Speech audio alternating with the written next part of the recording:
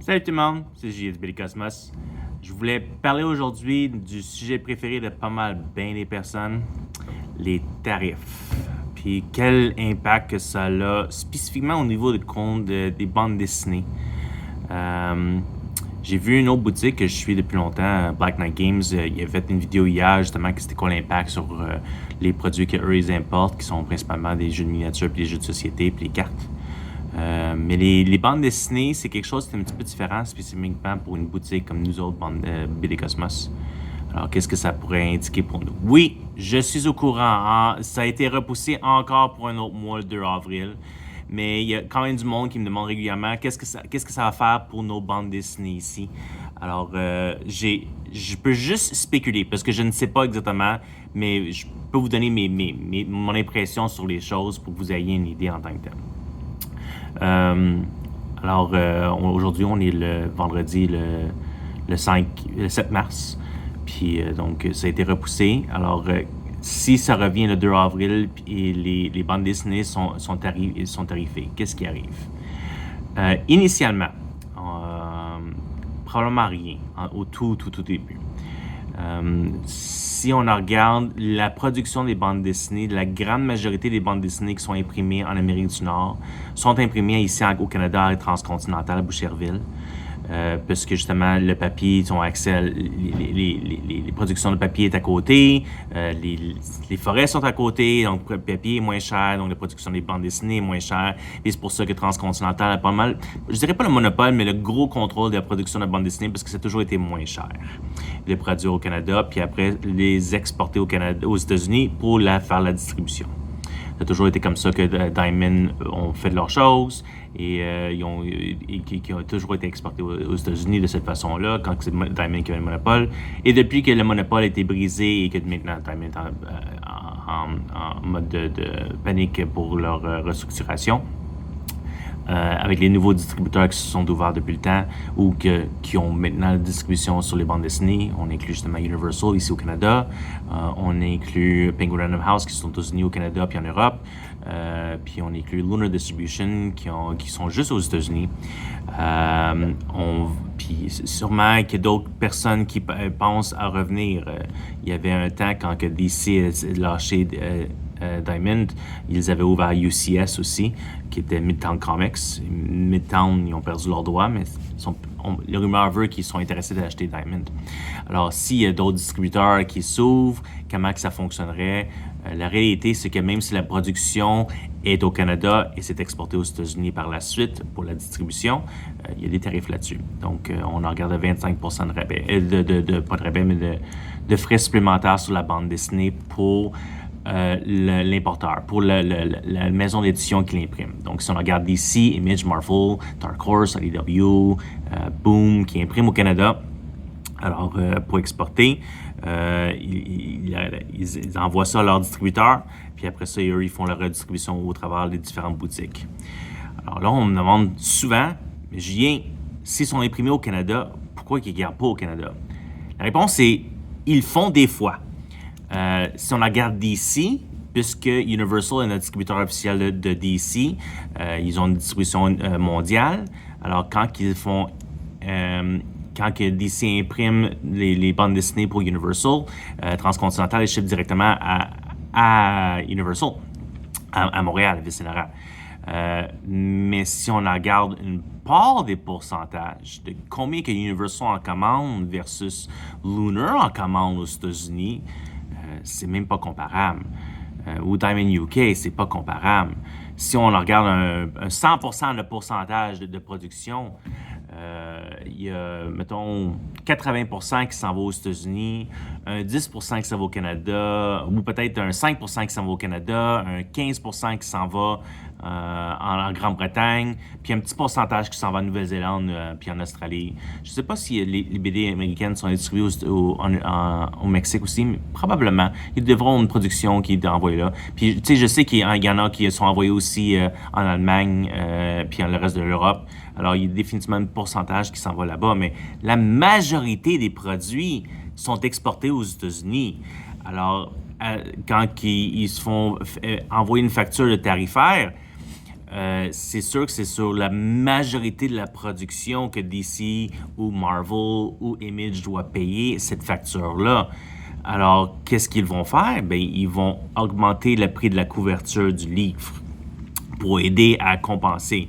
Donc, les livres qui étaient, on parle il y a en 2010, 2012, qui étaient 2,99. Après ça, depuis, je pense, 2015, 2017, sont rendus à 3,99. Puis là, depuis la pandémie, ils sont rendus 4,99 US, évidemment que je parle, il y a un prix US. Ils vont sûrement tomber à 5,99. Il n'y a vraiment pas grand choix par rapport à ça qui a augmenté le prix. Parce que le fonctionnement des bandes dessinées, quand ils sont distribués, nous, on les commande à le prix de couverture, puis on a un rabais là-dessus. Puis après ça, ce qui nous permet de le revendre au prix de couverture la majorité du temps. Des fois, il y a des exceptions, évidemment. C'est pour ça que je pousse beaucoup les précommandes, nous aider à déterminer qu'est-ce qu'on commande. Si le produit est hot, tu ne l'as pas précommandé, c'est mon stock. On a du staff à payer, puis on a des choses à gérer. Si on peut faire quelque chose de plus, on va se le permettre. Mais les gens qui l'ont précommandé, ils ont pris la peine de précommander. On leur donne au prix qu'ils l'ont précommandé. C'est l'avantage d'avoir précommandé en tant que tel.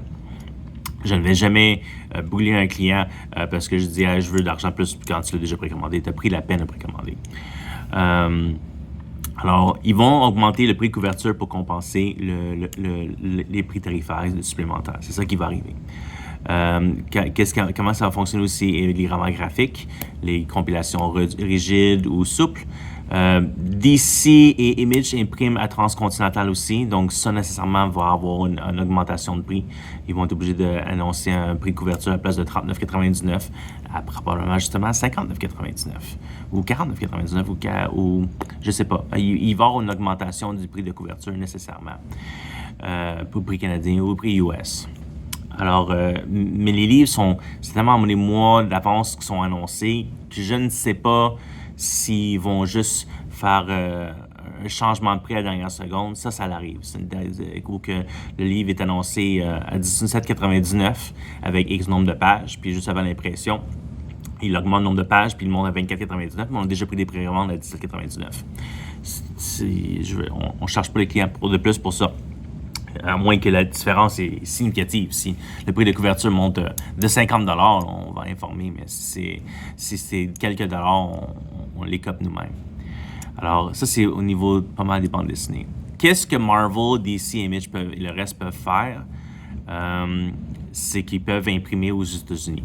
Et après ça, les tarifs rétaliatoires du Canada, je crois... Si je me souviens bien, les livres ne sont pas assujettis, mais les livres, on parle encore des ISBN avec les livres, donc les recueils qui n'ont pas de publicité à l'intérieur, donc pas les bandes dessinées, donc mettons les RPG et les romans graphiques. Et ça, je crois bien avoir vu qu'ils sont exemptionnés des tarifs rétaliatoires. Alors, il n'y aurait pas justement de 25% de plus s'ils sont imprimés aux États-Unis. Encore, est-ce qu'ils vont le faire? Oui, les imprimantes aux États-Unis. Si je regarde, je pense bien les DC Finest et les Marvel Epic Collection sont imprimés aux États-Unis. Alors ça serait justement, c'est probablement un transfert de plusieurs livres qui seraient transférés là.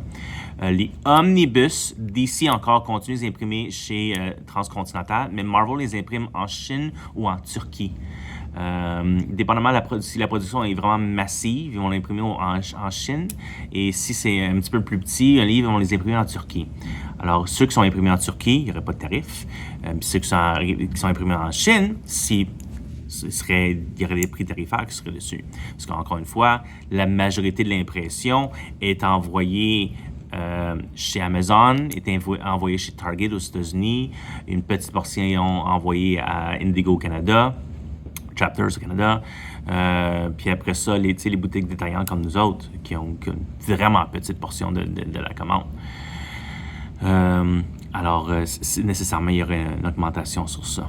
Si c'est pour tous ceux qui sont imprimés en Chine, parce que justement, il y a des doubles tarifs, si je me souviens bien, sur les produits de la Chine.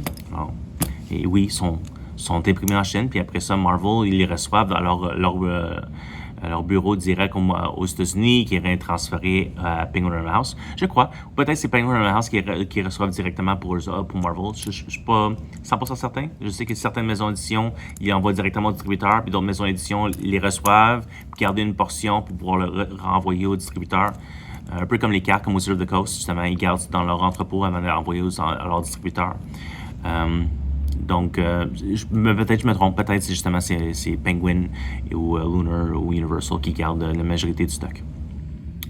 Donc ça, c'est le niveau des bandes dessinées. Alors, puis les romans graphiques, qu'est-ce qu'on s'attendrait comme prix? Comment ça impacterait nous, puis impacte vous? Bien évidemment, si le prix de couverture monte, tout le monde nécessairement va commander moins. C'est pas parce que le prix de couverture monte que je fais nécessairement plus d'argent, si tout le monde coupe leurs livres. Et c'est tout à fait normal.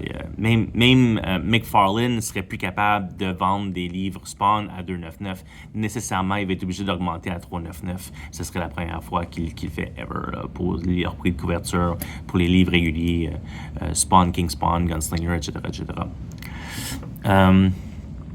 Donc, je m'attendrais à une augmentation de prix de couverture, même pour McFarlane.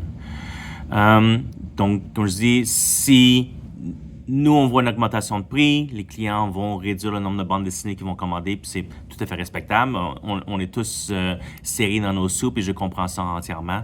Je peux pas m'attendre que tout le monde puisse commander le même nombre de bandes dessinées avec $1 de couverture de prix de plus. Et donc, il va y avoir des coupures nécessairement.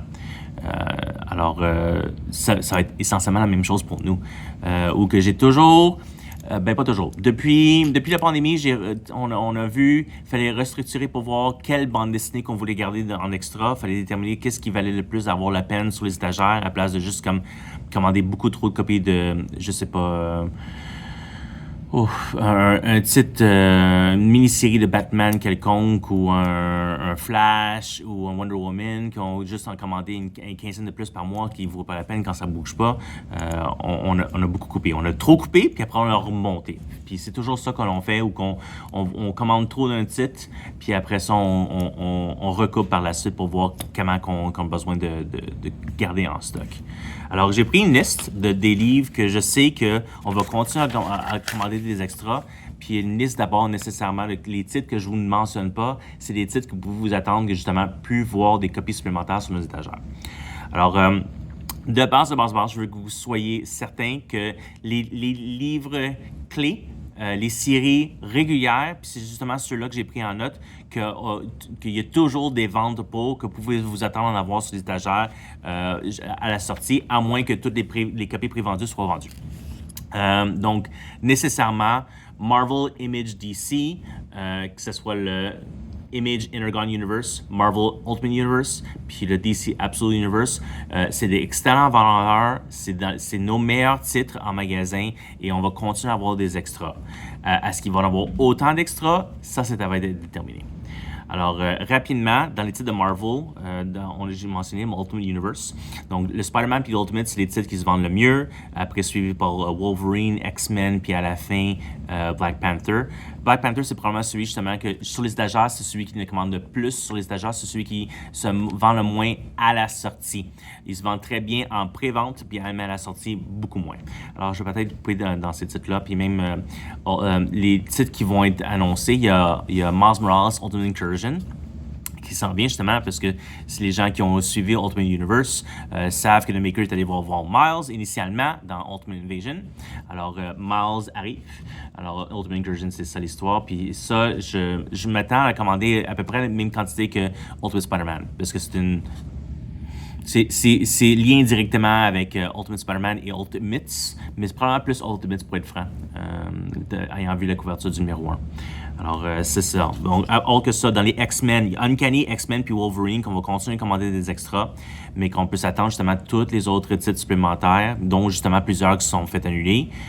Les Phoenix de ce monde-là, je vais probablement pas commander d'extra numéro 11, qui la série continue.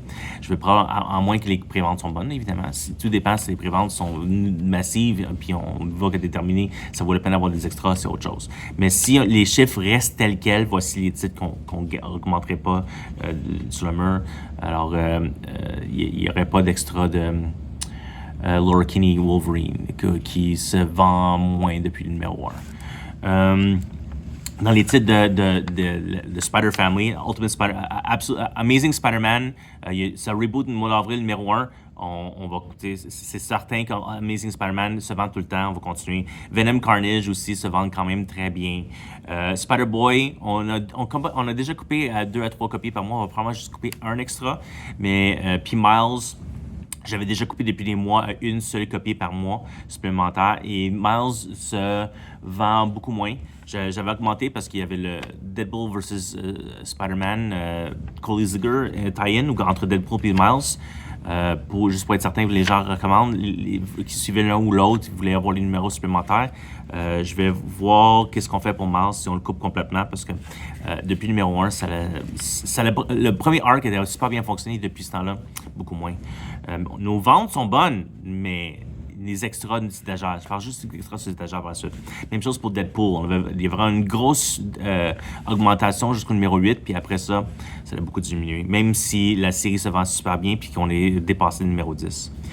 Dans les titres de Star Wars, Legacy of Vader puis Jedi Knights viennent juste de commencer le numéro 1. On va probablement continuer pour en avoir des extras, au moins pour le premier story arc, puis on verra par la suite à voir comment sont les ventes.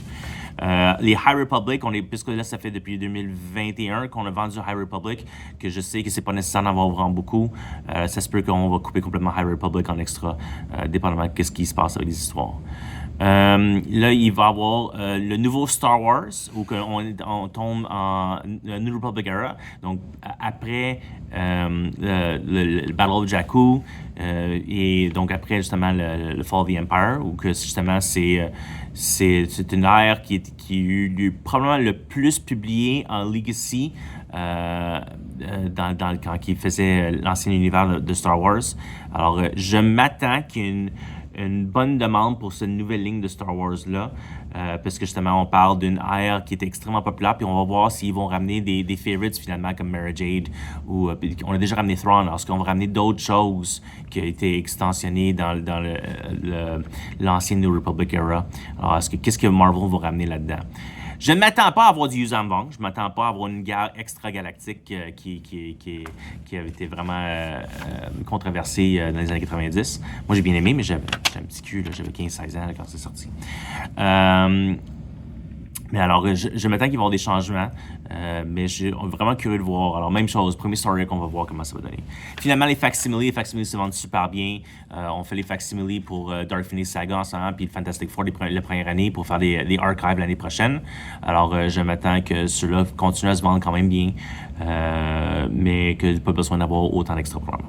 Donc, tout le reste, les Hulk, les Thor, les Daredevil, même Daredevil avec Born Again qui vient de commencer, on va probablement couper des extras. Moon Knight, les extras vont être coupés.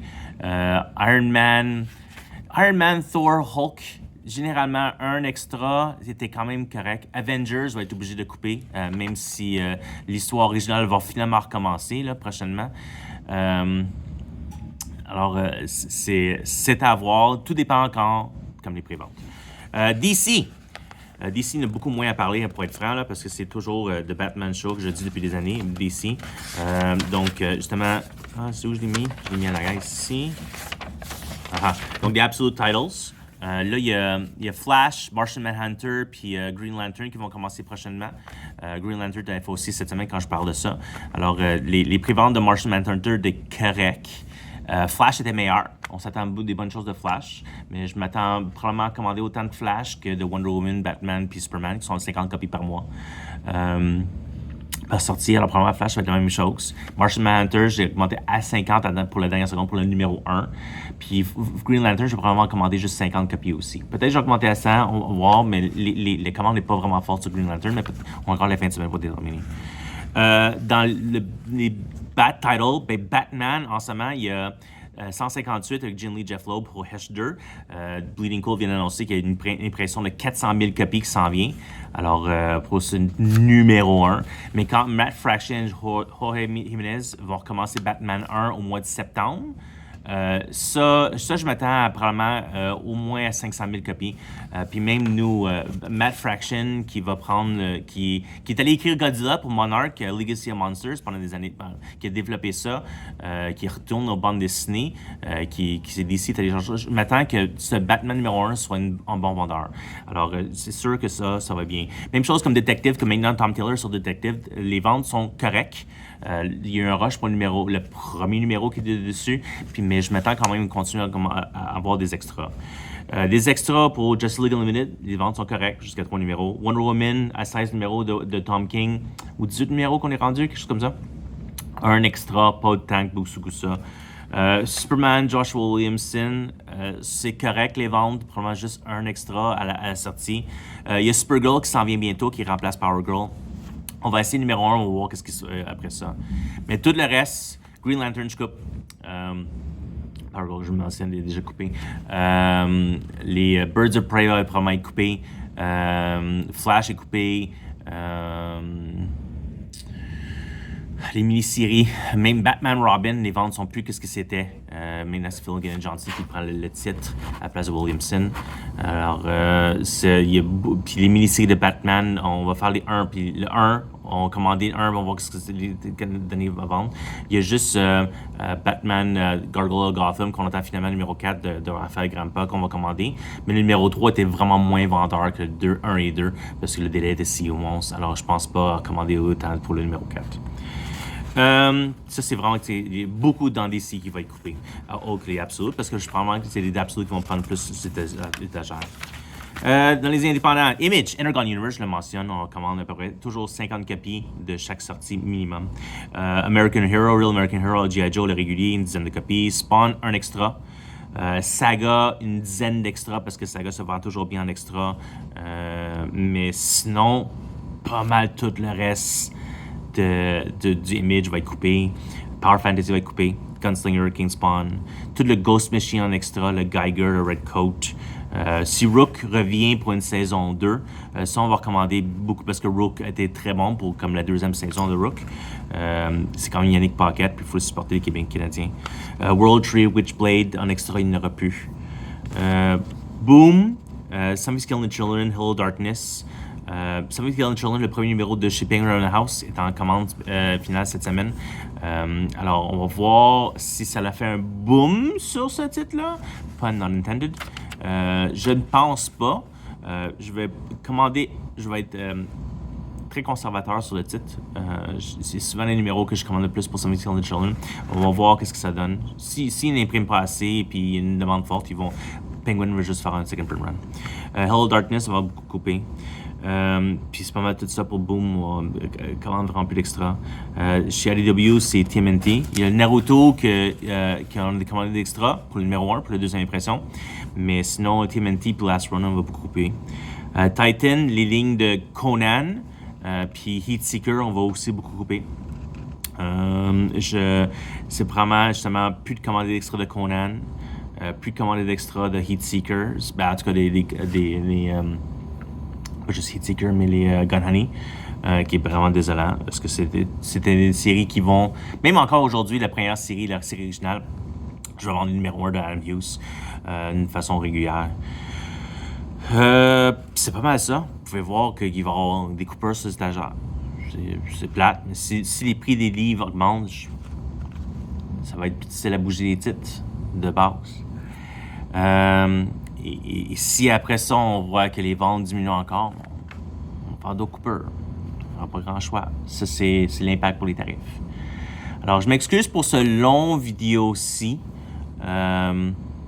C'est quelque chose, comme je vous mentionnais, plusieurs personnes me demandaient, on voulait savoir qu'est-ce qui se passait par rapport à ça. Vous lui donnez des comptes rendus. Les BD, les tarifs sur les bandes dessinées, les prix de couverture vont monter. Les gens vont couper leurs titres. Et nous, on va couper.